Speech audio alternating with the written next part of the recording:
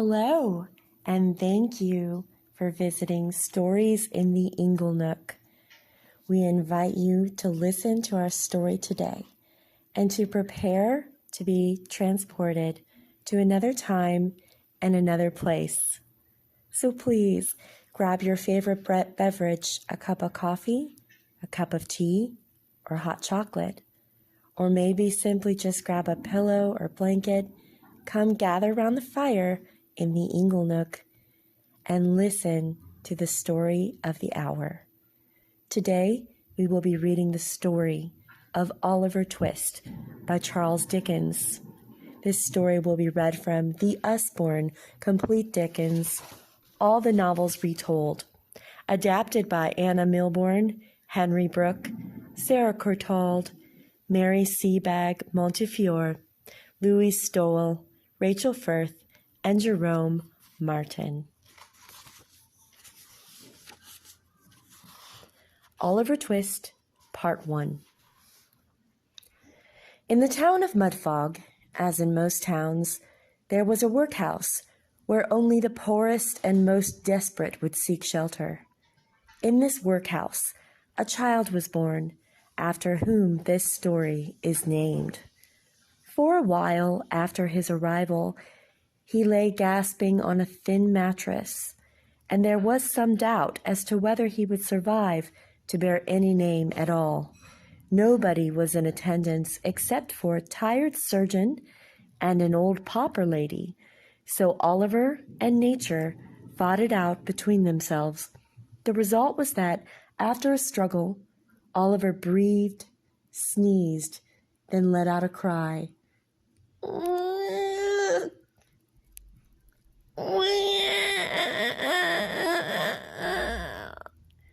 His mother raised her pale face from the pillow.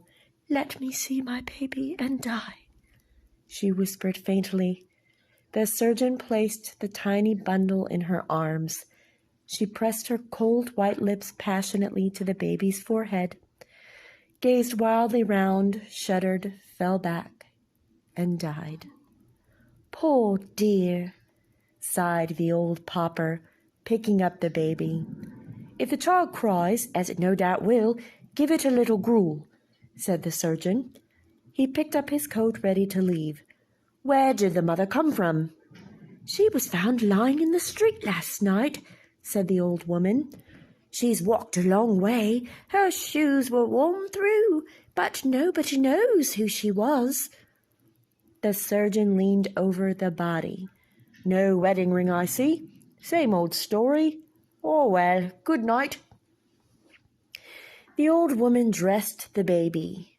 What a good example of the power of dress. He could have been the son of a king or a beggar, but now, wrapped in rags, he fell into his place at once, a workhouse orphan, to be cuffed to the world, despised by all, pitied by few. Oliver cried.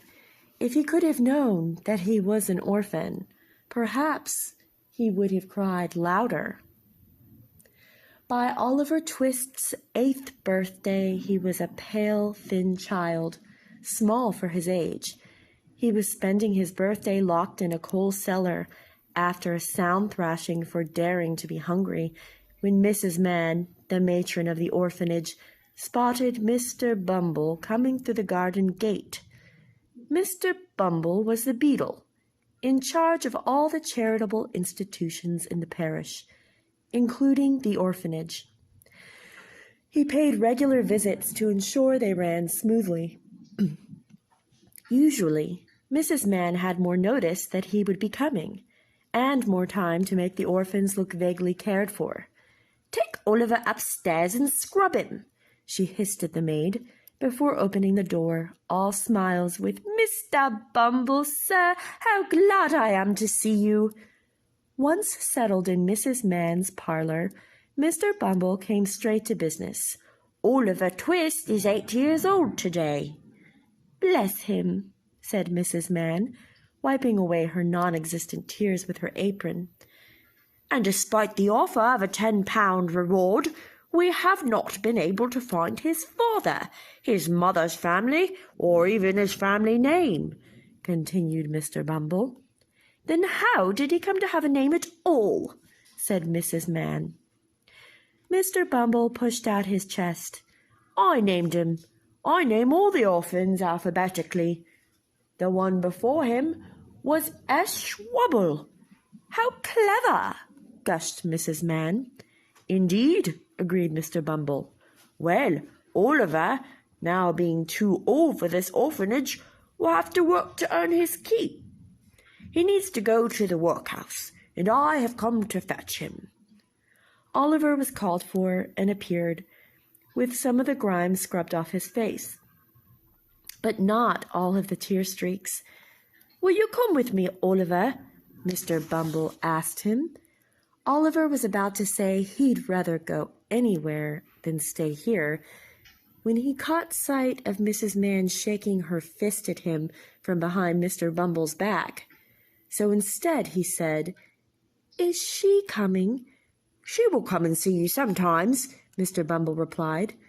Tears rose in Oliver's eyes, which Mr. Bumble took to be tears of sadness at leaving Mrs. Mann. Oliver was led away from his wretched home, weeping. His home had not done anything to light the gloom of his life so far, but it was the only one he'd ever known. He was presented to a board of 8 fat gentlemen. "Bow to the board," Mr. Bumble told him. Seeing no board but the table, Oliver bowed to that. "You know you are an orphan, I suppose," said one gentleman. Oliver was so terrified he scarcely knew what to reply. "He's a fool, I knew he was," said another gentleman. "You know you have no father and mother, and are looked after by the church," said the first gentleman. "Well, it's time for you to learn a useful trade. You begin tomorrow, unpicking old rope." Oliver went to sleep that night, unaware of the board's great decision. They had decided that the lazy poor should not be given good food and board for nothing. Their porridge was to be watered down, and they were to work hard, even if the work was of little use to anyone. As a result of these measures, the numbers in the workhouse got smaller, as did the poor themselves, their ragged clothes sagging on their starved bodies. The members of the board were delighted with the result. The boys were fed in a large stone hall, with a copper basin at one end, out of which the master ladled the gruel. They received 1 small bowlful, and no more. The bowls never wanted washing. The boys polished them with their spoons until they shone, and then sat staring with big, hungry eyes at the copper, as if they would devour it whole, given half the chance. The boys were wild with hunger. The tallest of them hinted that if he didn't get more to eat, he might start eating the others. A council was held. Lots were cast for who, after supper, should ask for more, and it fell to Oliver Twist. When their gruel had been devoured that evening, the boys nudged each other and looked at Oliver. Alarmed at his own daring, Oliver stood up and advanced, bowl and spoon in hand. "Please, sir, I want some more." The master, a fat, healthy man, turned very pale. He stared in stupefied astonishment at Oliver. "What?" he gasped. "Please, sir," said Oliver, I want some more." The master aimed a blow at Oliver's head with the ladle and shrieked for the beetle.